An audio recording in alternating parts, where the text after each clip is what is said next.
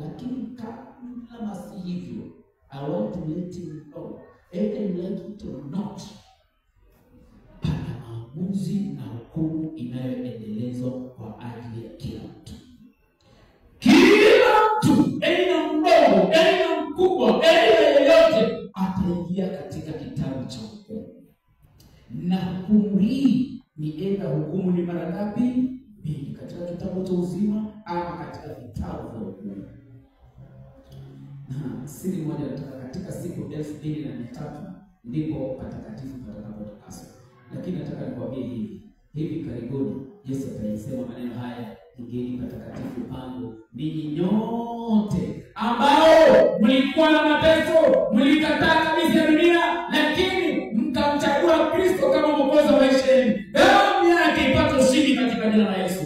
Hivyo ingeni patakatifu. Hili ndilo ambalo mimi na wewe tunaloambiwa katika Ufunuo 11:19. Kisha hekalu la Mungu lilikuwa mbinguni likafunguliwa, na sanduku la agano lake likaonekana ndani yake ya hekalu. Ndani ya sanduku la agano nini kilicho ndani, wapendwa?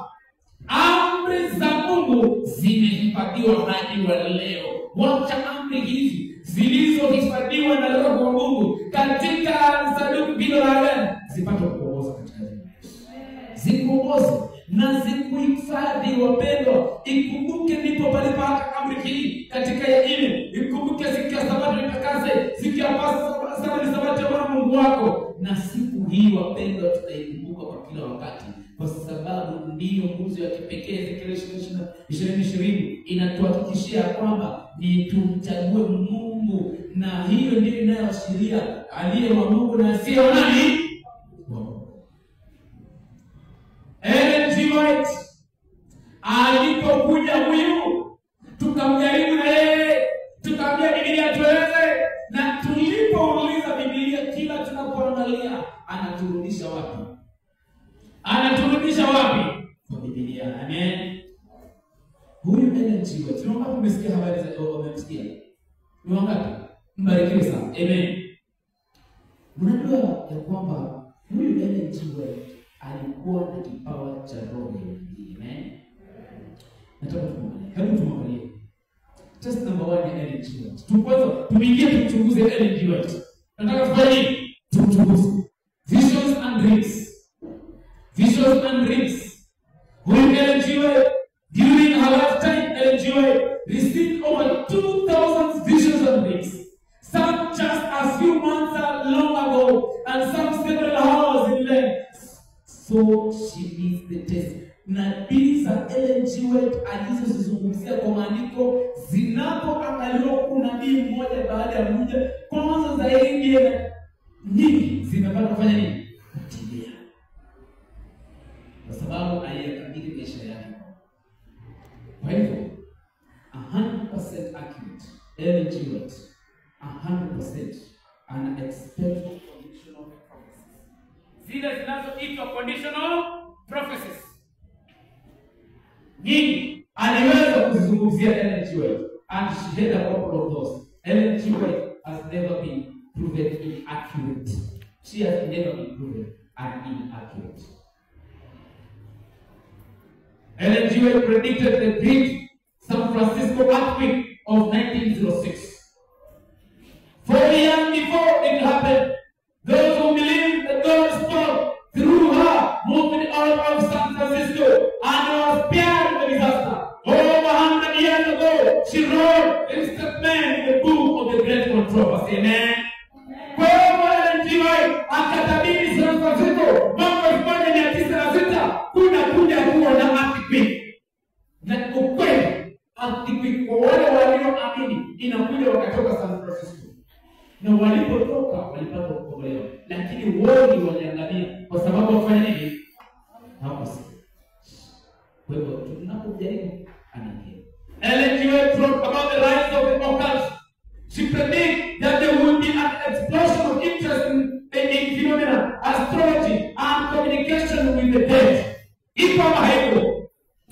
Iko haiko.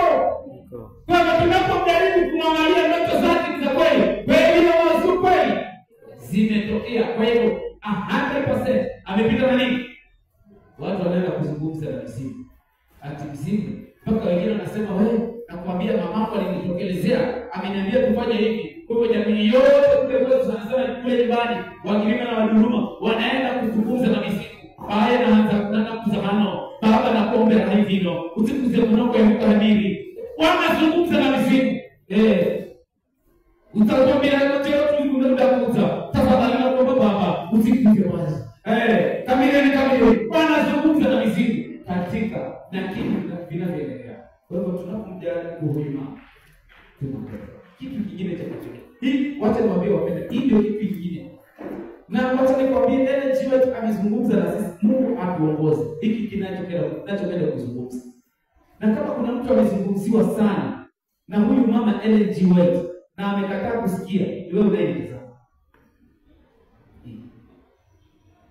Hii ametuambia turudi kwa siri, tumekataa. Hii tumekataa.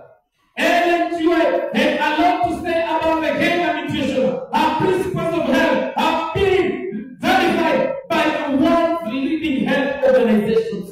Mpaka World Health Organization wanasema huyu mama kosa. Hapo sawa. Nitarajini na diwa kisasa aliyetajwa akaambiwa huyu yuko sawa. Nitarajini. Hakuna. Sasa this is very fun. The books Ellen G. White alizoandika, The Great Controversy. Hebu ni wangapi wana kitabu hiki cha The Great Controversy? Inua mkono juu. Na nyinyi wengine ambao hamjajipanga The Great Controversy. Makali yetu yanazungumzia habari ya nini?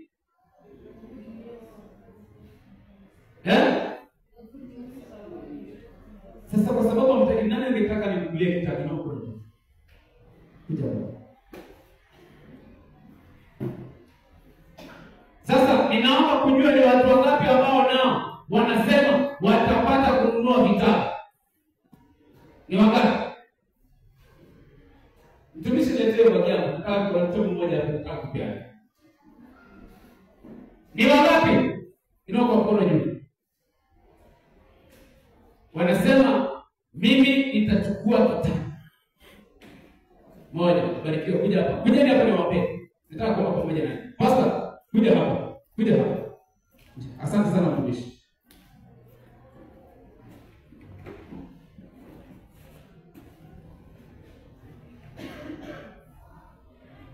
Asante sana. Chungaji, wale ambao wako tayari kwa ajili ya vitabu ziko hapa mbele. Kuja kwa ajili. Kuja. Nataka kumpatia mama. Wacha tupate kuomba pamoja. Kuja, nataka tuombe. Nataka kuja. Pastor anataka kuombe. Na vitabu ziko hapa. Pastor anaweza kuchukua pia kupata kuziombea. Ziko hapa vitabu. Vitabu ziko hapa. Ziko hapa zote. Hizi ni vitabu ambazo zinaongozwa na roho ya unabii. Ellen G. White tumemjaribu. Unahitaji afya, ziko hapa. The Desires of Areas ziko hapa. The Adventist Hope, The Sons and Daughters of God, wapenda vitabu ziko hapa ambazo zina uvuvio wa roho wa Mungu katika jina la Yesu. Haleluya. Pata kuomba. Baba yetu, twaja mbele zako katika nyakati hizi. Tunalitukuza jina lako kwa sababu unastahili siku zote. Na katika asubuhi ya leo dada yetu ameweza kupata zawadi ya kitabu katika miongoni mwake ili kiweze kumsaidia katika kujiendeleza na kujikakamua katika Ukristo wake. Yesu Kristo sasa na kuendelea, umpe moyo wa ushujaa anapokisoma, uweze kumsimamisha asimame imara katika imani yake. Uweze kumpa msingi iliyo ya imani ambayo imesimama imara kulingana na mapenzi yako. Yesu Kristo, na wengine wamesimama wakiwa katika mkutano huu ambao wanahitaji baraka hizi za vitabu. Neema yako itoshe katika maisha yako. Mtumishi wako na watumishi wote wa makambi haya na wakabidhi mikononi mwako. Neema yako itoshe unapotubariki sisi zote. Walio na nia ya kununua vitabu, neema yako itoshe na uweze kubariki mifuko yao. Walio na haja lakini hawana pesa, Yesu Kristo, usungumze na watoto wako waliobarikiwa wabariki wengine, kwa sababu sisi zote ni wa familia moja. Hata vitabu nimeshika katika mkono wangu, naomba kuzikabidhi kwako. Wote watakaozisoma, wote watakazozipokea, waone wewe na waone baraka zako zikimiminika katika maisha yao. Ni ombi letu katika Kristo aliye Bwana mkombozi wetu. Amen. Asante sana Pastor, Mungu akubariki. Hizi vitabu za hawa wapendwa, Mungu awabariki. Ungependa kitabu gani? The Great Controversy. Great Controversy ndio hii. Ubarikiwe. Ni gani ungependa? Danieli. Na siku iko pale, sio? Uko naye? Danieli hakuna. Ni gani hii? Utatembelea. Asante sana. Asante. Ubarikiwe sana. Wapendwa, ni maana sana kujenga nyumba yako na kupata elimu. Na Mungu apate kubariki. Tunamtajaribu huyu tunapomalizia. Kwa accurate. Tuendelee argument the Bible. Huyu mama na yeye iko nini tukakuta ya kwamba wapendwa, naye anapopimwa na maandiko matakatifu anawarejesha wote warudi katika maandiko. Confession and divinity and human of confess. Naye hii wapendwa, she would have to apologize and point people to give. And Ellen White did that a wonderful way. Nataka nikwambie, ukisoma hiki ina evidence diet food, desire of the Christ the object lessons. Ni vitabu mama Ellen G. White ameweza kufanya nini? Ameviandika. Ni nani amesoma hiki kitabu? Inaitwa Christ Object Lessons. Nani? Kitabu kingine kizuri sana. Mungu awabariki wapendwa. Vitabu ambazo desire of the diet food, mama Ellen G. White, and she wrote many books about Jesus. She wrote so many books. The desire of it. She wrote. Huyu mama Ellen G. White only received a third grade education, and yet during her lifetime she wrote over 70 books. A third grade education. Hakuhitajiki elimu kwa kuhubiri neno la Mungu, lakini kunahitajiki elimu ya roho wa Mungu katika jina la Yesu. Haleluya. Ellen G. White, huyu mama, in fact she even wrote a book of education called Education. Amen. She is the most published woman author in human history. When she died, the New York Independent newspaper said he is about her. He is the most in the history. Aliyeandika vitabu vingi zaidi huyu madam. She showed no spiritual pride and so out of filthy laughter. She lived the life and did the work of worthy prophetess. She most admirable of the American expression, the New York Independent, August 23, 1915. Wapendwa, nataka nimalizie ikisema na hii. Prophets have never been popular. Second Chronicles 20 verse 20 inasema hivi: mwamini Bwana Mungu wenu ndivyo mtakapofanya nini? Unahitaji mafanikio? Sasa tutana wengine. Mwamini nani? Bwana Mungu wako. Panapomwamini Mungu pana mafanikio katika jina la Yesu. Waamini manabii wake ndivyo mtakavyofanikiwa. Unahitaji mafanikio? Fuata mila na desturi za kawaida ya kumsikiliza na kumfuata Mungu sawa sawa jinsi anavyotaka. Yasikilize mausia wapendwa. Hebu mtu mmoja nisomee kitabu cha Wakorintho wa kwanza. Wakorintho wa kwanza. Nisome Wakorintho wa kwanza 9. Nenda Wakorintho wa kwanza 9. Anza 25. Malizia mpaka 28. Usome haraka usomaji. Soma haraka. Nataka usikilize jambo hili. Kwa sababu hata Paulo anaeleza safari ya maisha, anajielezea wapendwa, yeye alihubiri. Hakuna aliyeeleza historia ya kuhubiri kama Paulo. Waandishi wameandika. Nataka nikupatie historia hii wapendwa. Paulo akiwa amefanya kazi yote, bado pia yeye anajenga kwa ramani. Wewe ni nani sijenga kwa ramani? Soma hiyo. Nasema na kila ashindanaye katika michezo hujizuia katika yote. Basi hao hufanya hivyo kusudi wapokee taji ya haribikayo. Naam. Endelea. Bali sisi tupokee taji isiyoharibika. Sasa hebu imagine. Mkimbiaji anajizuilia katika yote kwa sababu ya taji ya kuharibika. Na wewe unatafuta taji ya uzima wa milele. Tongeni kweli. Ni wangapi wanaogopa kifo? Tongeni kweli. Hata mimi niogopa. Lakini kwa sababu ya asili ya dhambi, ndio kwa sababu kitakuja kweli huo. Sasa imagine Biblia inasema huko ni kulala. Alafu wewe ile maisha unayofanya na sasa tunakwambia fanya maamuzi na kataa, unakwamilia hiyo dhambi ya siri. Na kesho tutazungumzia habari. Kesho tutazungumzia dhambi za siri. Alafu wewe unakwamilia, unakatalia kabisa. Kile unachofanya wewe kifahamu mwenyewe. Unakwamilia tu. Alafu ni kwa ajili unachochezea ni taji na maisha ya milele. Can you imagine? Endelea, malizia andiko. Kwa maana mtu akikuona wewe uliye na uchungu. 26. Hata mimi napiga mbio. Paulo, sasa sikiza. Ngoja. Hata mimi napiga mbio. Paulo anasema hata mimi napiga mbio vivyo. Ai. Na tunaongelea nani? Amehubiria watu wangapi katika historia na wafahamu? Wengi. Kazi Paulo amefanya hata sijui tutaweka kwa degree gani.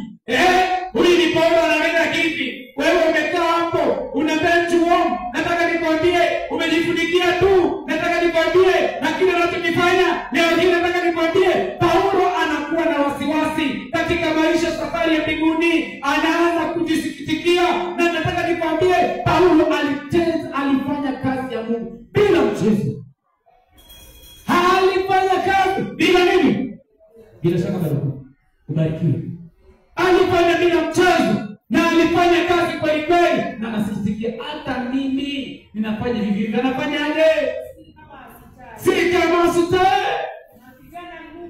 Napigana ngumi vivyo bali si kama apigaye hewa bali hivyo si kama apigaye hewa bali nafanya nini? Nautesa nini?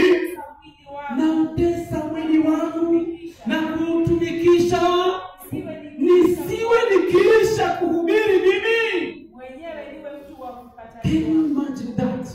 That is Paul.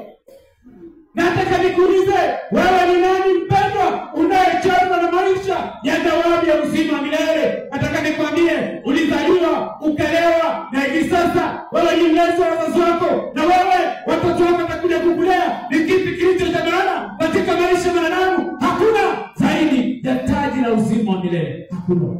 Ni ubatili mtupu.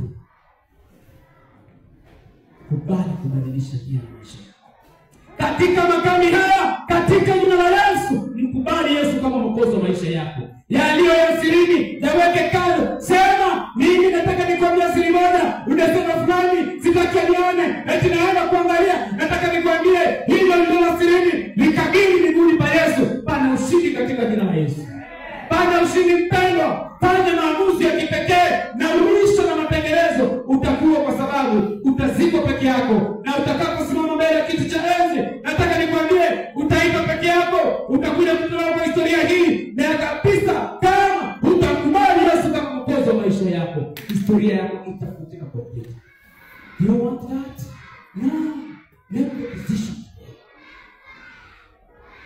Mahali ulipokosana na ukatengana na Mungu wa mbinguni, it is the right time. Mwamini. Na utakapomwamini hivi leo Yesu na kushikilia ushuhuda wa Yesu Kristo, pana ushindi katika jina la Yesu.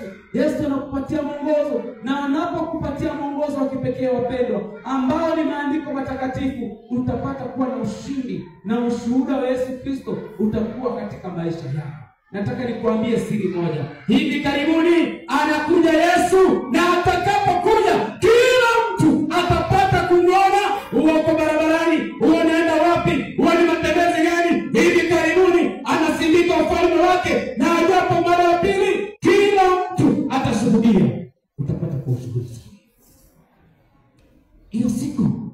Wewe utapata kuwa ushuhuda, na kushuhudia habari njema za fadhila Yesu alizozifanya msalabani. Ati baada ya kufa, damu yake ni bure katika maisha yako. Yeye ni kwa sababu kuna siri, kwa sababu mzee wa kanisa Koni, mama wa kanisa, vijana wa Koni, Joel mchungaji na wengine wachungaji, kwa sababu hauonekani mtu yoyote, lakini unasema kwa sababu hivyo wacha mimi nibaki na siri zangu, na nabaki kwa kinazo na siri zangu, sitaki zijulikane. Nataka nikwambie, ziaibishe. Kwa sababu unapoendelea kuzificha, ni Roho wa Mungu ambaye unayezidi kumwaibisha, kwa sababu Yesu alikufa kwa ajili ya mtu kama mimi na wewe katika jina la Yesu. Anarudi hivi karibuni. Na kila jicho litamuona ajapo mara ya pili. Litamuona, na atakapokuja hakuna atakaye sema niko na mahali pa kujificha. Hakuna. Nataka nikuulize pia, habari hizi za wokovu msisikie, na unapata kuziona kila siku, na unapata kuzisoma kila siku. Kwa nini hivi leo usipate kufanya maamuzi ya kipekee? Kwa nini? Wacha kuchezea ufalme wa mbinguni wapendo. Cheza nayo wapendo. Leo fanya maamuzi yale ambayo fanya uisho. Katika Matendo ya Mitume 19, Paulo akawa katika kutembea kwake. Isome msomaji. Isome Matendo 19 1-3 msomaji. Fanya haraka, muda wangu umeisha. Wapendwa, nataka uangalie matazamio ya kipekee kama haya. Yatazame mpendwa, ni wakati wa kipekee wa kufanya maamuzi katika maisha yako. Roho wa Mungu apate kushangilia katika maisha yako katika jina la Yesu. Upate kuwekwa katika historia na Mungu wa mbinguni. Usikubali kuwekwa, si lazima uwekwe katika historia hata tukusifu katika siku ya mazishi. Unajua hata kama ulikuwa mwizi, tutakusifu siku ya mazishi. Lakini Yesu taka sana kusifiwa na kuwekwa katika historia ya kitabu cha uzima. Nasema 1-3. Ikawa Paulo alipokuwa Korinto, Paulo alikisha kufika kati ya nchi ya juu. Naam. Akafika Efeso. Akakutana na wanafunzi kadha wa kadha. Akawauliza, "Je, mlipokea Roho Mtakatifu?" Wakamjibu, "La." Hata kusikia hakuna. Akawauliza, "Basi mlibatizwa kwa ubatizo gani?" "Mlibatizwa kwa ubatizo gani?" Ubatizo wa Yohana ni gani? Ubatizo wa Yohana ni gani? Ni wangapi wamebatizwa kwa ubatizo wa Yohana? Inua mkono juu. Inua mkono juu.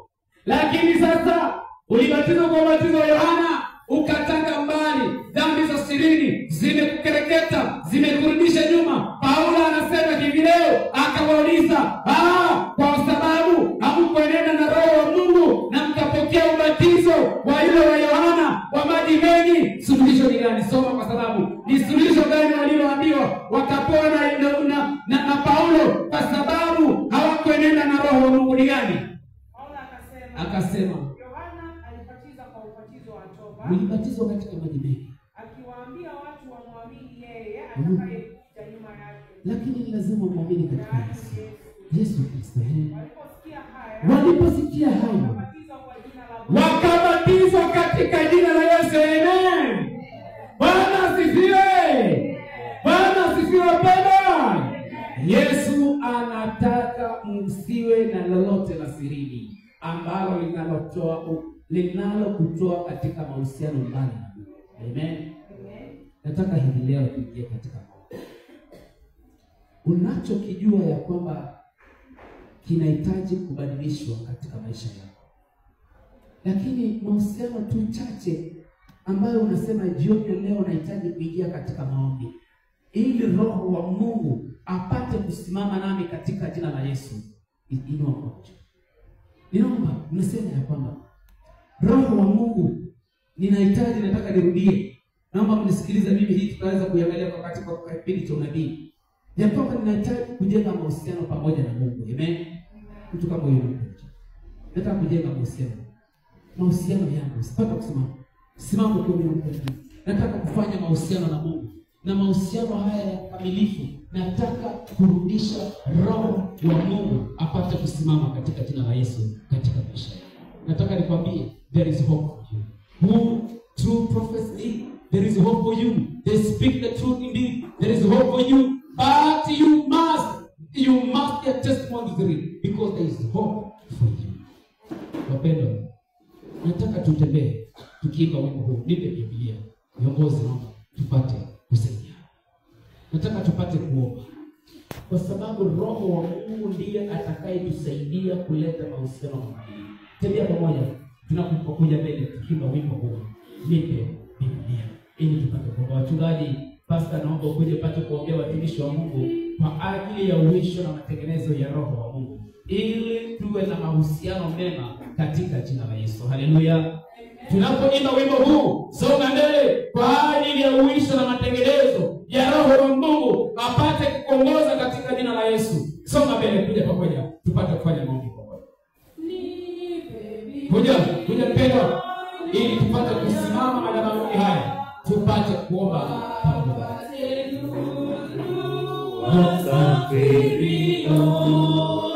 Hakuna la kuzuia amani, kwani Yesu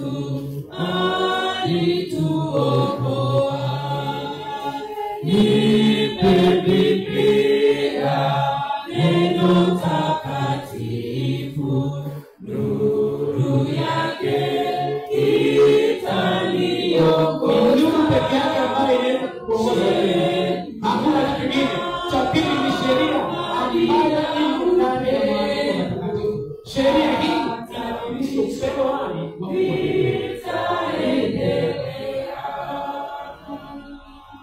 Nipe Biblia, nihuzunikapo, ikinijaza moyoni dhambi. Nipe neno zuri la Bwana Yesu, nimwone Yesu Mwokozi wangu. Nipe Biblia, neno takatifu, nuru yake itaniongoza. Sheria na ahadi na upendo, hata mwisho vitaendelea. Nipe Biblia, nipate kuona hatari zilizo duniani. Nuru ya neno lake Bwana Yesu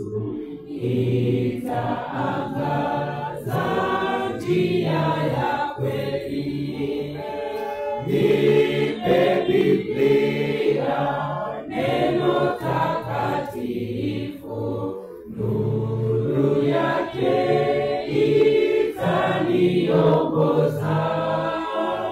Sheria na ahadi na upendo, hata mwisho vitaendelea. Nipe Biblia, taa ya maisha, mfariji tunapofiliwa. Unionyeshe taa ya mbinguni, nione utukufu wa Bwana. Nipe Biblia,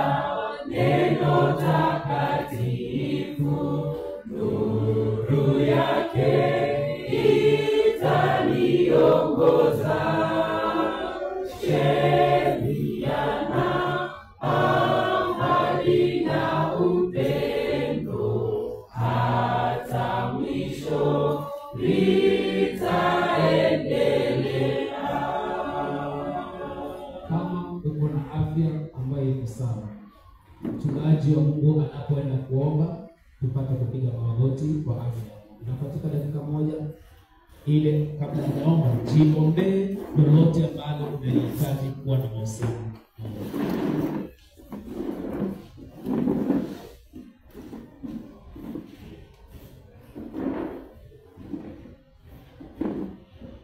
Baba yetu mshetu mbinguni, ambaye unaona ni vyema tena tuweze kuona siku ya leo, si ya kwamba tulikuwa na haki, lakini Kristo ni vile umetutembelea.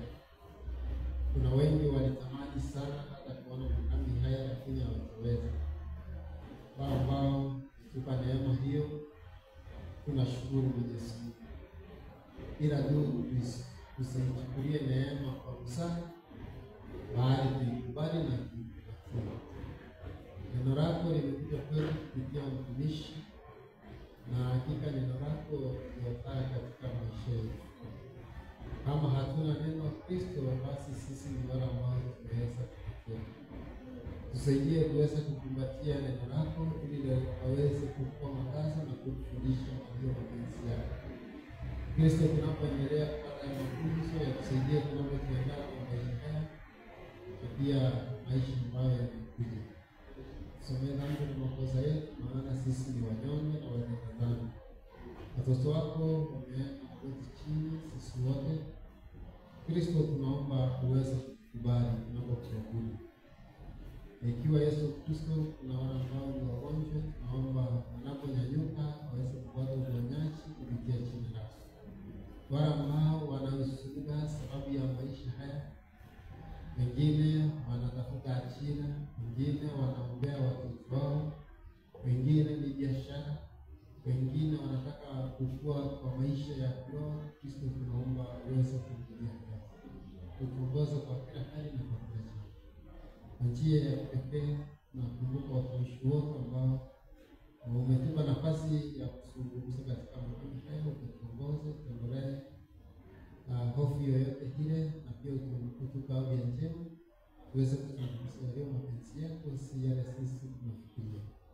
Jina lako litukuzwe. Mchungaji wa sehemu hii pia usidi kubariki na washiriki wote kwa jumla, uweze kutuisha na kutengeneza kwa ajili ya maisha haya yanakuja. Naomba kwa Yesu aliye Bwana wetu.